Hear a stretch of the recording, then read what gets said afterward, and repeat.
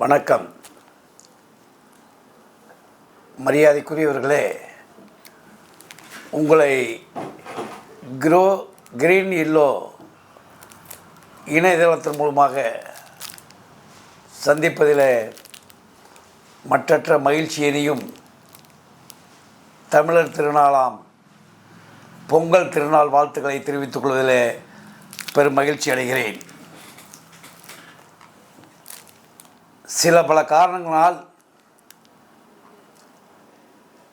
உங்களை தொடர்பு கொள்வதற்கு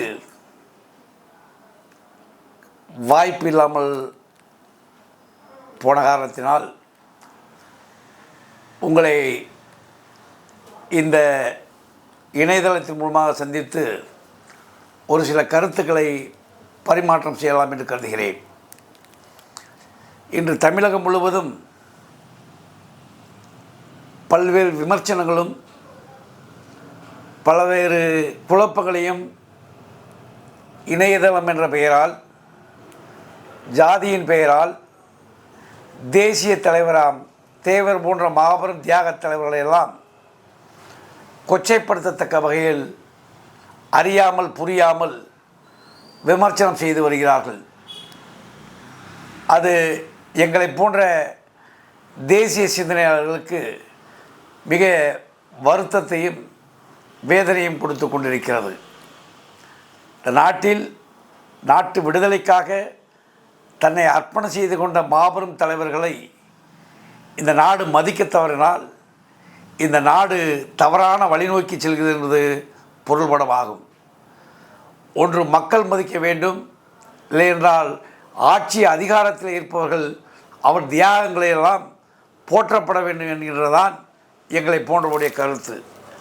ஆனால் இணையதளத்தில் அறவுரையாக புனிப்புலை மொய்ந்துவிட்டு ஏதோ கிடைத்த தகவலை வைத்துக்கொண்டு ஜாதி ரீதியாக மத ரீதியாக மாபெரும் தலைவர்களை ஏளனம் செய்வதும் கிண்டல் செய்வதும் விமர்சனம் செய்வதும் மிகவும் கண்டிக்கத்தக்கது, கண்டனத்துக்குரியது, எச்சரிக்கைக்கு உட்பட்டது என்பதை தெரிவித்துக் கொள்கின்றேன். நான் தற்போது ஒரு முக்கியமான விஷயமாக உங்களை சந்தித்து ஒரு கருத்துக்களை பரிமாறலாம் என்று கருதுகிறேன். நான் மாசு மறுமல்லா தலைவனாக தமிழகத்திலே வலம் வந்திருந்து தேசியத்திற்காக, இந்த தேசத்திற்காக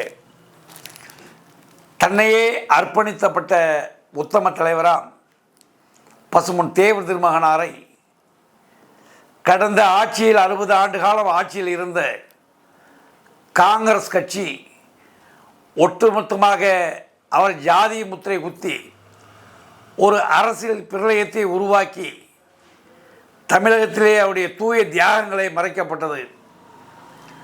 எங்களை போன்றவர்களெல்லாம் காங்கிரஸ் கட்சி ஒரு கட்சியை இந்த நாட்டை விட்டு அகற்றப்பட வேண்டும், அழிக்கப்பட வேண்டும் என தேவர் திருமகனுடைய இறுதி பேச்சை, இறுதி உரையை பின்பற்றி நடப்பவர்கள்.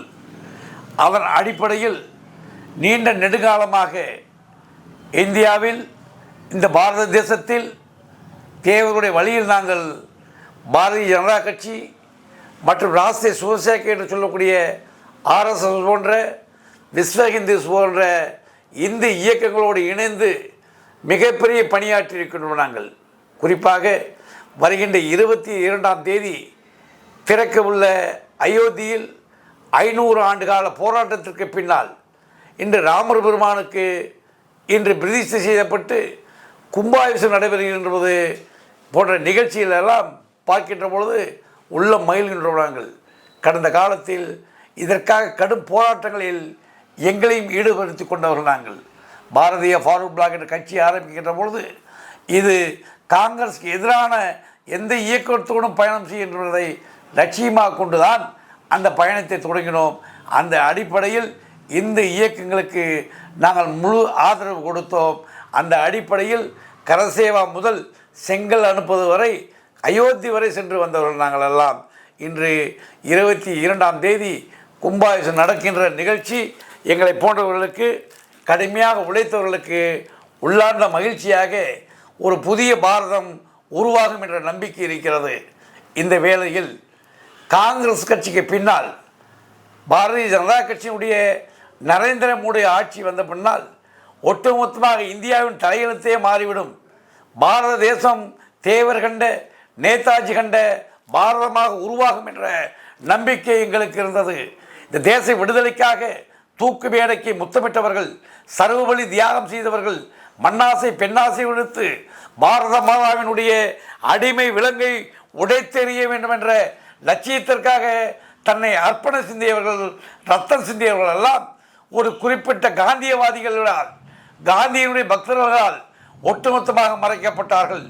அவர்கள் தியாகங்கள் எல்லாம் இந்த நாட்டிற்கு எதிர்கால தலைமுறைக்கு மோடி அரசும் பாரதிய ஜனதா கட்சியும் கொண்டு செல்லும் என்ற ஒரு மிகப்பெரிய நம்பிக்கையில் இருந்த நாங்கள் எல்லாம் தற்போது பாரதிய ஜனதா கட்சி மற்றும் மோடியின் மேல் இருக்கின்ற நம்பிக்கையை இழந்து வருகின்றோம் நாங்கள்.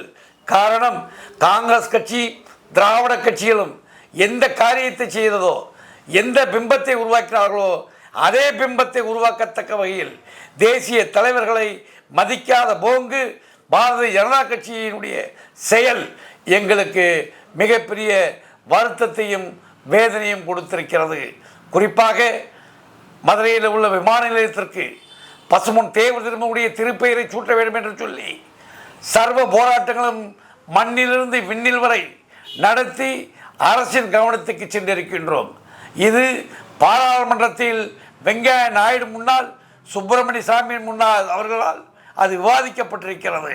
பெயர் சூட்டுவதற்கு அனைத்து கட்சியும் ஆதரவு சொல்லியும் கூட, ஆனால் ஒரு சில ஜாதியவாதிகளுடைய எதிர்ப்பால் அந்த பெயர் சூட்டுவது தாமதப்படுத்தி கொண்டிருக்கிறது.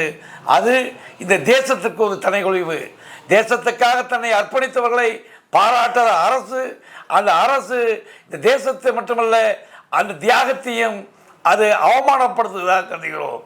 இப்பொழுது இந்த ஆட்சி, மோடியுடைய ஆட்சி ஒரு தேசபக்தி உள்ள ஆட்சியாக, இந்த தேசியத்தையும் தெய்வீகத்தையும் போற்றுகின்ற ஆட்சியாக இருக்கும் என்று நம்பினோம் நாங்கள்.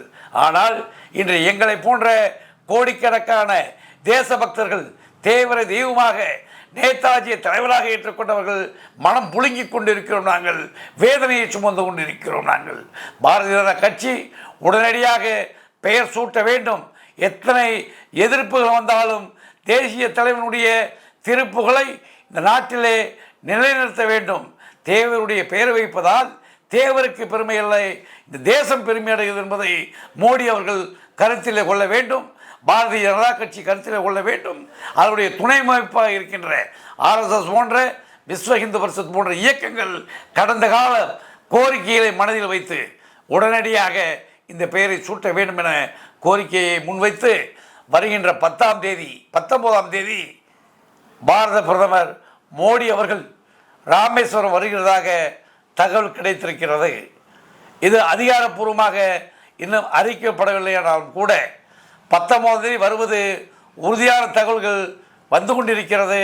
உறுதியானால் இந்த இணையதளத்தை பார்க்கின்றவங்கள் அத்தனை பேரையும், தேவரை தெய்வமாக வணங்குகின்றவங்கள் அத்தனை பேரையும், ஜாதி மத மொழி இனத்திற்கு அப்பாற்பட்டு ஒரு உண்மையான தேசபக்தனை புகழை நிலைநாட்டத்தக்க வகையில் மோடி வருகின்ற பொழுது ஒட்டுமொத்தமான தமிழகத்தில் இருக்கின்ற உண்மையான தேசபக்தர்கள், தேவரை தெய்வமாக வணங்கி கொண்டிருப்பவர்கள் இணையதளத்தில் மட்டும் பேசாமல், வீதிக்கு வீதி பேசாமல், அன்று ஒரு நாள் இந்நாளையிலிருந்து ஆரம்பித்து மோடி அவர்களே வணக்கம், மோடி அவர்களே வணக்கம், உடனே தேவர் பெயரை மதுரை விமானத்துக்கு சூட்டிடு என்ற கோரிக்கையை உங்கள் கரங்களில் இருக்கின்ற இந்த கைபேசி மூலம் கோரிக்கையை முன்வைத்து ஆஸ்டாக் என்று சொல்வார்களே, உலகம் முழுவதும் லட்சக்கணக்கான பேர் இதை நீங்கள் வெளிப்படுத்த வேண்டும். மோடி அவர்கள் கவனத்திற்கும் உலகத்தின் கவனத்துக்கு செலுத்த வகையில் மோடி அவர்களே வணக்கம், உடனே மதுரை விமானத்திற்கு தேவர் பெயரை சூட்டிடு என்ற கோரிக்கையை நீங்கள் இணையதளம் மூலமாக லட்சக்கணக்கான மக்கள் இதை பயன்படுத்தி கொண்டிருக்கிறீர்கள். கோடிக்கணக்கான பயன்படுத்தி கொண்டிருக்கிறீர்கள். இதை அத்தனையும் பயன்படுத்தி உலகம் பூரா உற்றுப்பாக்கத்தக்க வகையில் அந்த போராட்ட ஒரு வித்தியாசமான போராட்டமாக, எப்படி மோடி அவர்கள் தமிழகத்துக்கு வந்தபோது திராவிட முன்னேற்ற கழகத்துடைய அரசும் அது கூட்டணி கட்சிகளும் தமிழ்நாட்டில் கோபேக் மோடி என்று சொன்னார்கள். அது உலகம் முழுவதும் பரவி விருந்து ஆச்சரியப்பட வைத்தது. நாம் மோடியை வரவேற்கிறோம் தமிழ்நாட்டில். அதே நேரத்தில் தேவரவையை சூட்டிடு என்ற கோரிக்கையை நீங்கள் இணையதளங்களை பயன்படுத்தி நீங்கள் நடத்த வேண்டுமாய் உங்களை பாதம் பணிந்து கேட்டுக்கொள்கின்றேன். இதுக்கு மேல் அவர்கள் பெயர் சூட்டவில்லை என்றால் வருகின்ற பாராளுமன்ற தேர்தலில் தேவரின் திருத்தொண்டர்கள் எடுக்கின்ற முடிவு அது மிகப்பெரிய கனவு காண்பவர்களுக்கு அது மிகப்பெரிய இடியாக அமையும். இன்று லட்சக்கணக்க குறைந்தபட்சமாவது 1,00,000 பேராவது இதற்கான இணையதளத்தை பயன்படுத்தி கோரிக்கை வைக்க வேண்டும். மீண்டும் சொல்கிறேன், 4 வரிகளில். மோடி அவர்களே வணக்கம். மதுரை விமானத்துக்கு தேவர் பெயர் சூட்டிடு. மோடி அவர்களே வணக்கம். மதுரை விமானத்துக்கு தேவர் பெயர் சூடு என உங்கள் கரங்கள் இருக்கின்ற அத்தனை கைபேசிகளும் அத்தனை நண்பர்களும் உங்களுடைய தோழர்களும் உங்களுடைய குரூப்ஸ் என்று சொல்லக்கூடிய உங்களுடைய அத்தனை அமைப்புகளும் பயன்படுத்தி ஒரே ஒரு கோரிக்கையை ஒரு நாள் ஒரு தடவை ஒரு தடவையாவது தேவர் பெயரை சூட்டிடு சூட்டிடு சூட்டிடு என்ற கோரிக்கையின் முன்வைக்க வேண்டும். லட்சக்கணக்கான மக்கள் கோரிக்கை வைக்கின்ற பொழுது அவர்கள் கண்டிப்பாக நம்முடைய நீண்ட நாள் கனவு நனவாகும்.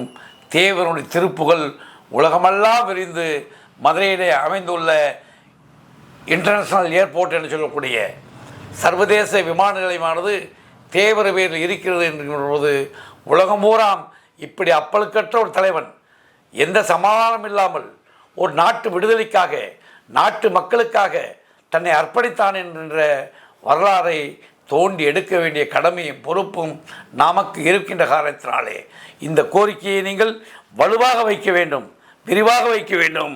அத்தனை தம்பிமார்களுக்கும் பெரியோர்களுக்கும் படித்தவர்களுக்கும் சகோதரிகளுக்கும் மாணவர்களுக்கும் தமிழகத்தை வாழ்கிற அத்தனை பேரையும் மீண்டும் மீண்டும் உங்கள் பாதங்களை தொட்டு வணங்கி கேட்டுக்கொள்கிறோம். காரணம், கடைசி கட்ட போராட்டமாக இது இருக்க வேண்டும்.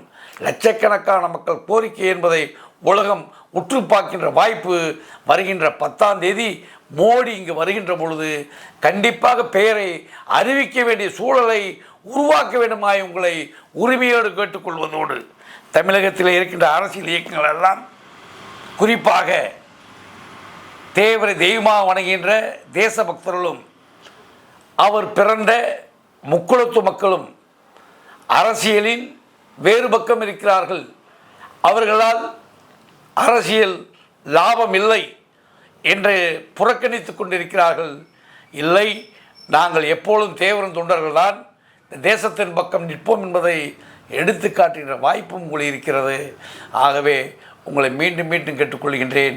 வருகின்ற 19ஆம் தேதி ராமேஸ்வரத்துக்கு வருகின்ற பொழுது நீங்கள் கொடுக்கின்ற அழுத்தம், நீங்கள் செயல்படுகின்ற விதம், நண்பர்களும் உறவினர்களும் உற்றார்களும் ஒட்டுமொத்த தமிழ் சமூகமும் எடுக்கின்ற இந்த முயற்சி லட்சக்கணக்கான கோரிக்கையாக செல்ல வேண்டுமாய் கேட்டுக்கொள்கின்றேன். இப்படிப்பட்ட முயற்சியை தொடர்ந்து நாங்கள் எடுத்துக்கொண்டிருப்போம். எத்தனை ஆண்டு காலமானாலும் எடுத்துக்கொண்டிருப்போம். ஆனால் இதை அரசியலாக பார்க்காமல், ஜாதியாக பார்க்காமல், யார் தேவரின் பெயரால் இயக்க வைத்திருக்கிறீர்களோ அத்தனை ஃபார்முலா கட்சிக்காரர்களும் அத்தனை அமைப்புகளும் இந்த தேசத்தில் வாழ்கின்ற தேசபக்தர்களை நேசிக்கின்ற தேசபக்தர்களும் நீங்கள் இந்த கோரிக்கைக்கு வலு சேர்க்கத்தக்க வகையில் வருகின்ற 19ஆம் தேதி மோடி அவர்களே உடனடியாக தேவருக்கு பெயர் சூட்டு. மோடி அவர்களே வணக்கம்.